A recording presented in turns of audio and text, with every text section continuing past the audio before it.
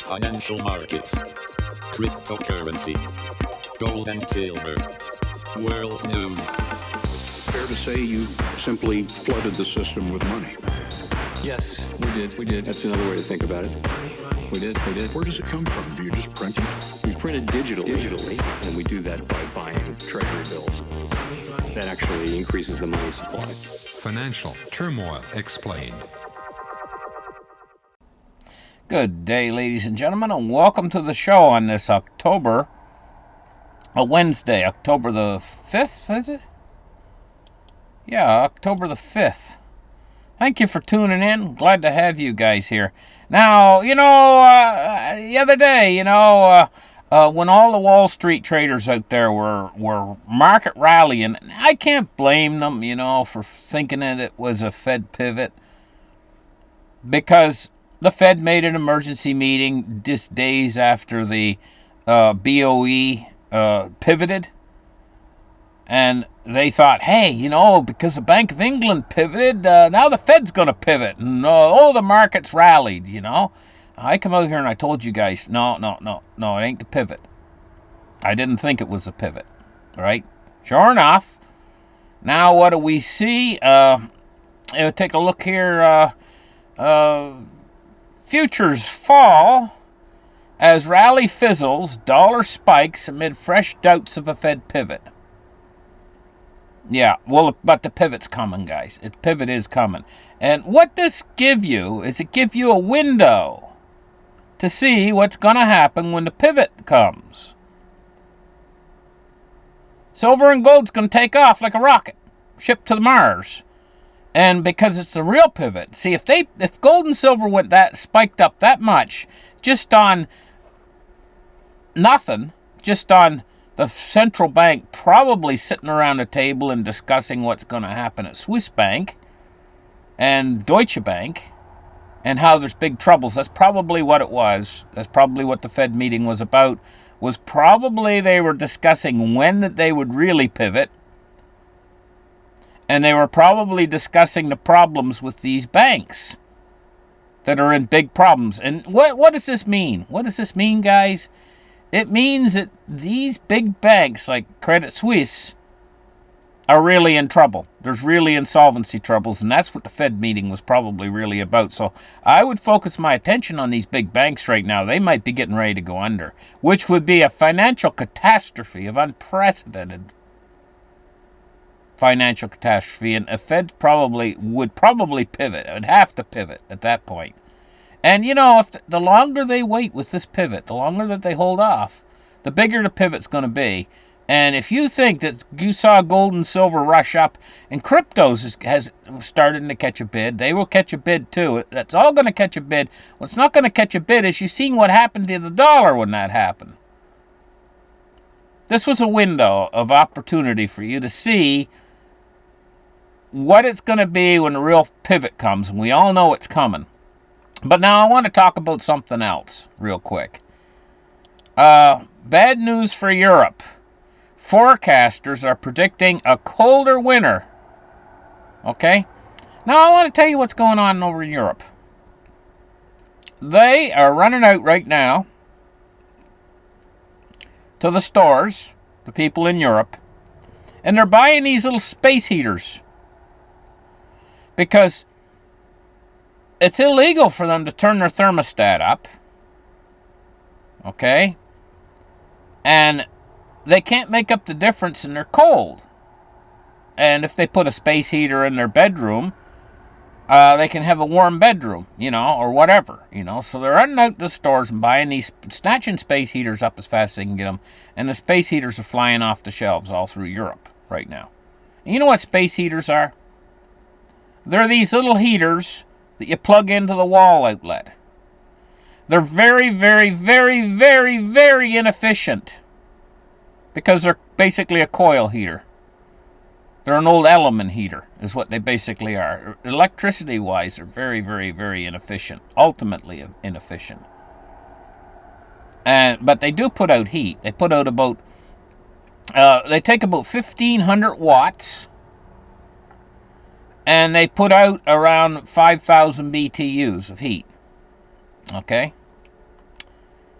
Now, they're like a toaster. Now, a lot of people, they talk about, hey, let's conserve power. And they say, okay, turn off the lights. They're always talking about turn off the lights. Lights don't consume hardly any power at all, especially now that they got the new LED lights out there. They don't consume hardly any power.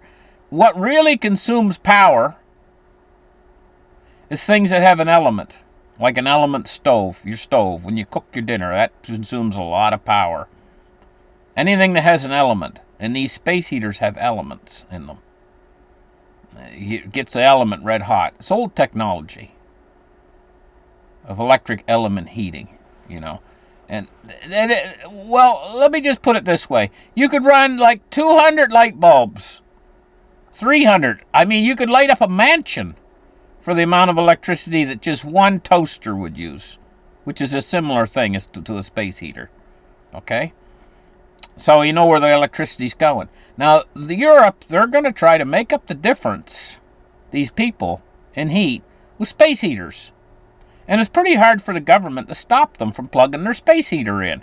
What are they going to do? Go from door to door? You got to give us your space heater? That probably ain't going to happen.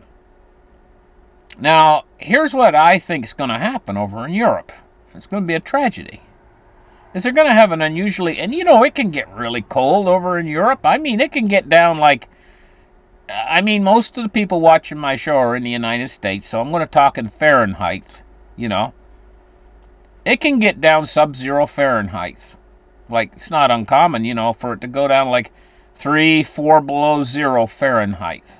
Okay, and be windy and snowy at the same time in Europe. Okay, especially in a harsh winter. Now, do you know how that cold, if you got heat in your house or whatever, do you know how that cold can try to penetrate your house? It's a very penetrating cold is, So here are the Europeans, because they haven't got enough oil because Russia cut them off. They're going to try to make up the difference with their space heaters, plug all their space heaters in. You know what's going to happen? Well, the same thing as would happen if you plugged in too many appliances for your circuit in your house. Pop! Power goes out. But except, instead of the power going out just for 1 or 2 houses, I think they're going to take the whole European grid down. Because they're going to draw so much power with all these space heaters in every house. It's just going to be unreal. And as in the middle of the European winter, when it's really cold outside, it's just going to go poop. This is their big plan, the people. And their plan makes sense to buy a space heater. Because they're thinking in their mind that, we'll have power all winter. This is what they're thinking.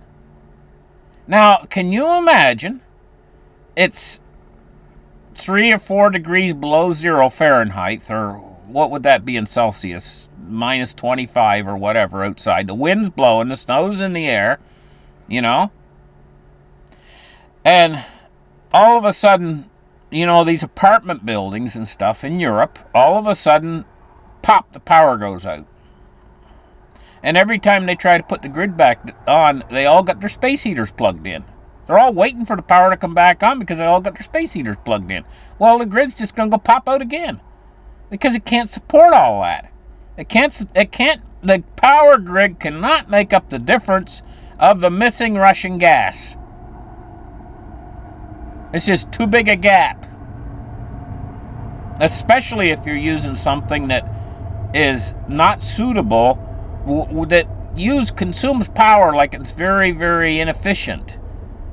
Now, the grid might be able to support it if they all had heat exchangers, heat pumps, because they're a very efficient means of producing heat.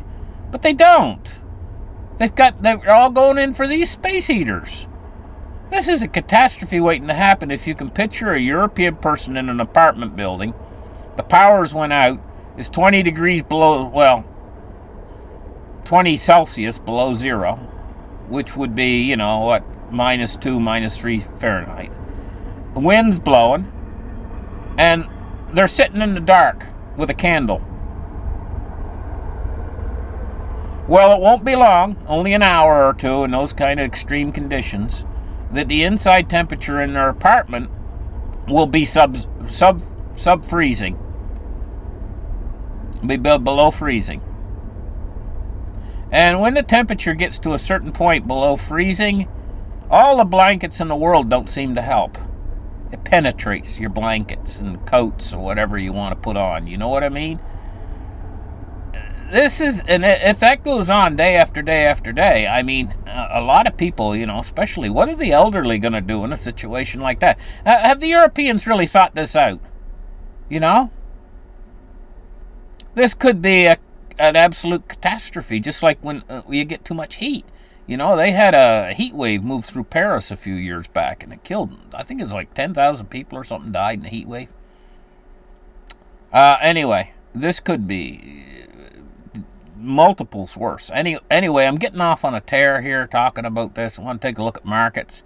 Let's take a look now at the silver price, which has fallen today. And this is kind of what I expected, because I figured this was not the Fed pivot. Yesterday I was talking about this, but in a way it's not really a false alarm. I think it's a big indicator that the European banks are in big trouble. The whole world's in big trouble right now. It's just like trouble coming from the left, trouble coming from the right. Mentally, what you need to do is you need to look at the bright side of things, and you need to have a certain attitude like you are not helpless in all of this,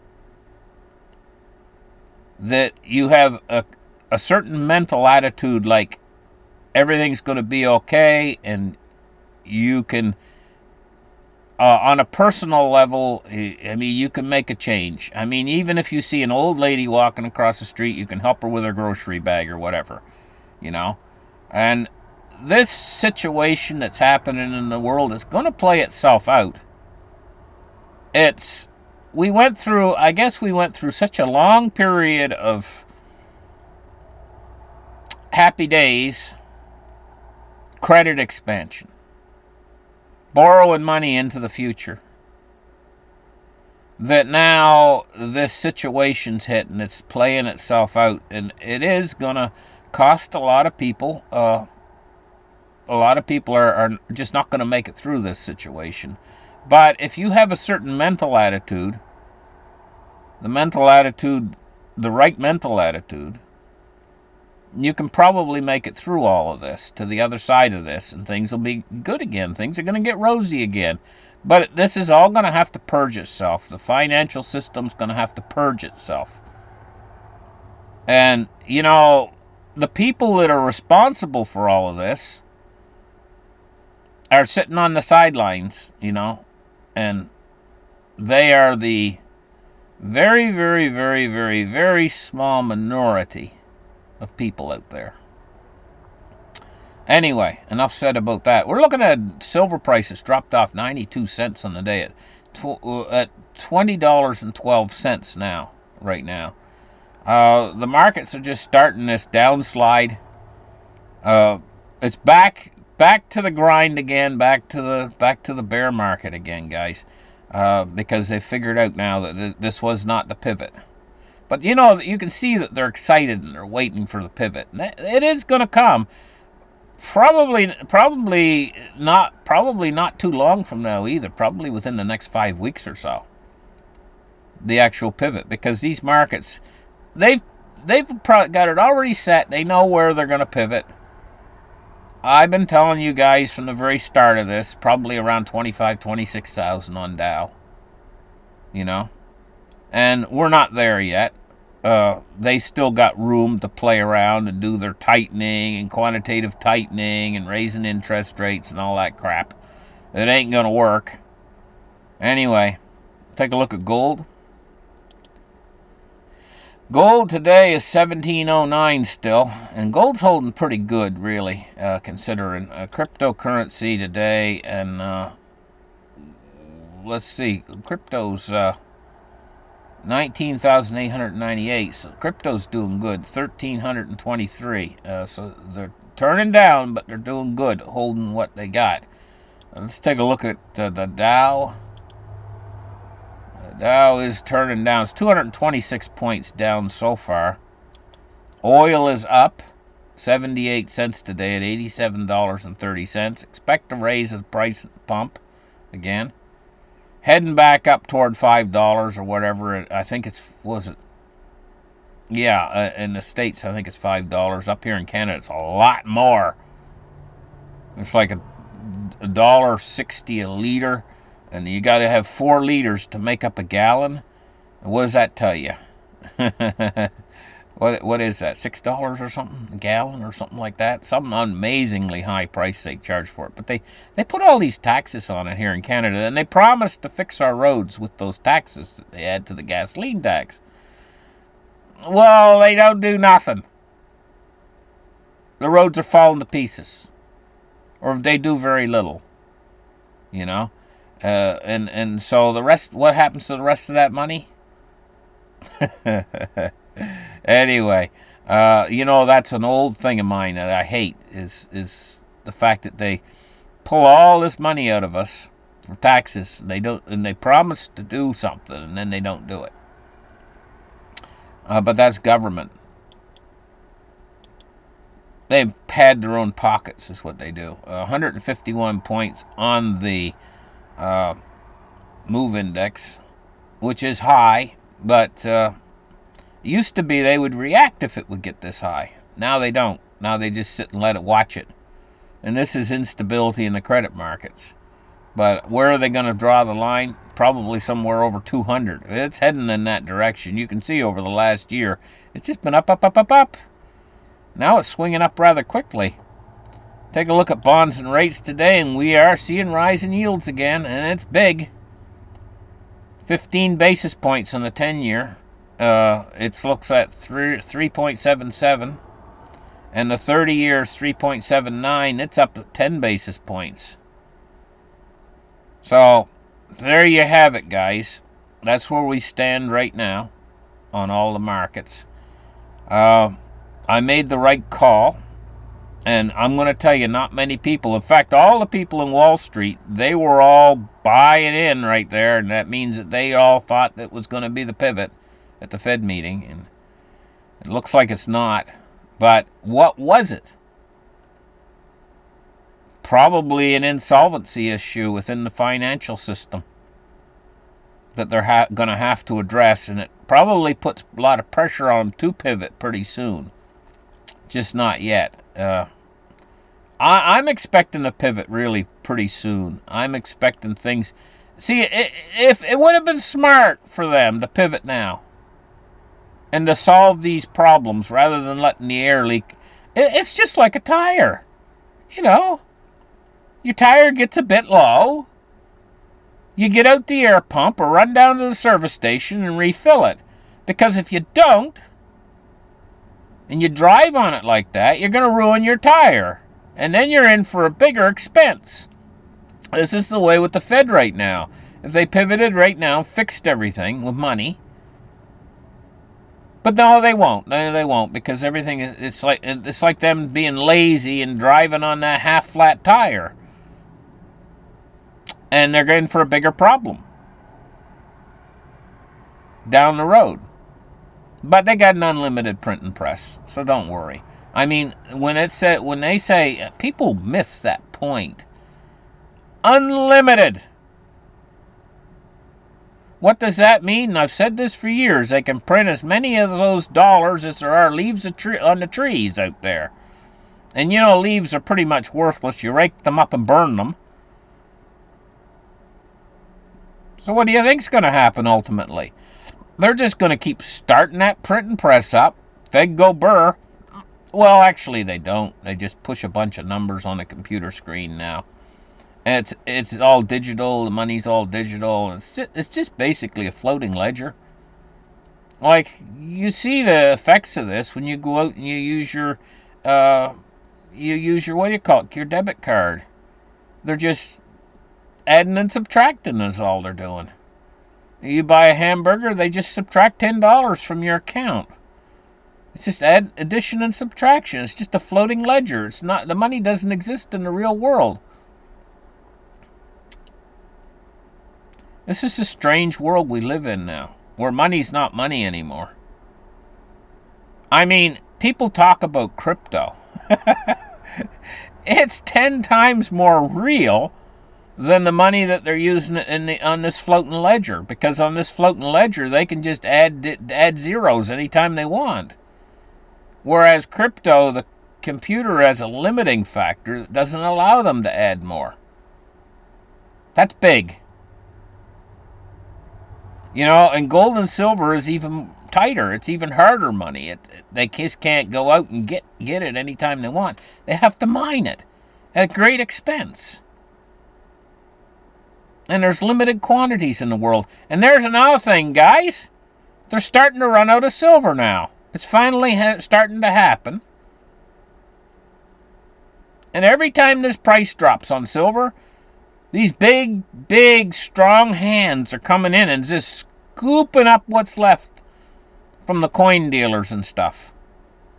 Soon you're not going to be able to buy it anymore. And I can preach on this. I'm going to have to switch over to start preaching about cryptos instead of silver, because you just ain't going to be able to get any silver. So what's the point? Unless you can find somebody that's a holder of silver that's willing to sell to you, beg them. Get down on your knees and please sell me those dimes, whatever, a roll of dimes you have. Oh, I'll pay you whatever you want. That's how it's going to be ultimately when the hyperinflation hits. Thank you guys for listening to my show. Like and subscribe. We'll catch you guys in the next episode.